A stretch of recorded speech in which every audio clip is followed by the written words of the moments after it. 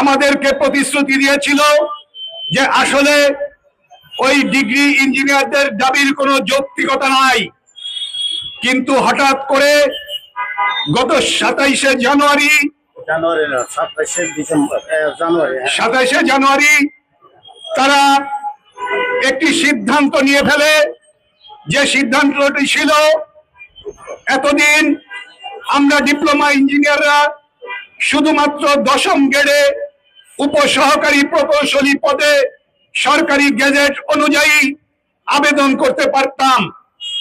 সারা বিশ্বের ইঞ্জিনিয়াররা যখন তাদের মেধা দিয়ে উপরে উঠতে চায়, আর বাংলাদেশের ডিগ্রি প্রকৌশলীরা নিম্নের দিকে অর্থাৎ তারা 9ম গ্রেডে অ্যাপ্লাই করতে পারে, তারা এখন 10ম গ্রেডের দিকে হাত দিয়েছে।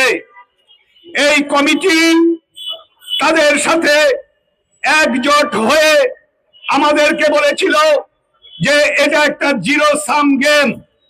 কিন্তু আমরা দেখতে পেলাম যখন বাংলাদেশে একটি জাতীয় সংসদ নির্বাচন আগামী 12ই ফেব্রুয়ারি অনুষ্ঠিত হতে যাচ্ছে, ঠিক তার পূর্ব মুহূর্তে তারা সিদ্ধান্ত নেয় যে 10ম গ্রেডে বিএসসি বা ডিগ্রি প্রকৌশলীরা 33% তারা আমাদের এই 10ম গ্রেডে যোগদান করতে পারবে।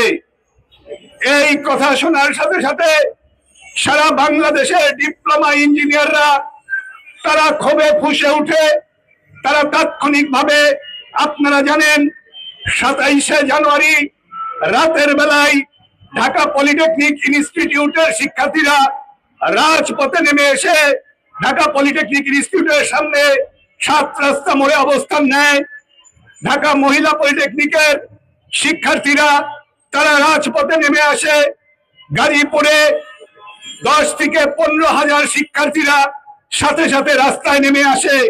সারা বাংলাদেশের ডিপ্লোমা ইঞ্জিনিয়াররা রাজপথে নেমে আসে। আমরা আশা করেছিলাম ওই কমিটির বোধোদয় হবে, তারা তাদের এই হঠকারী সিদ্ধান্ত থেকে ফিরে আসবে, হয়তো আমাদের রাজপথে নামতে হবে না। কিন্তু আমরা দেখলাম এমন একটা সময় যখন এই সরকারের মেয়াদ আছে আর মাত্র অল্প কয়েকদিন, তারা এই সিদ্ধান্তটা বাস্তবায়ন করার পথে অন্যায্য পথে হেঁটে চলেছে। তখন আর আমাদের ঘরে বসে থাকার সময় নাই। আপনারা জানেন বাংলাদেশের স্বাধীনতার পর থেকে যুগে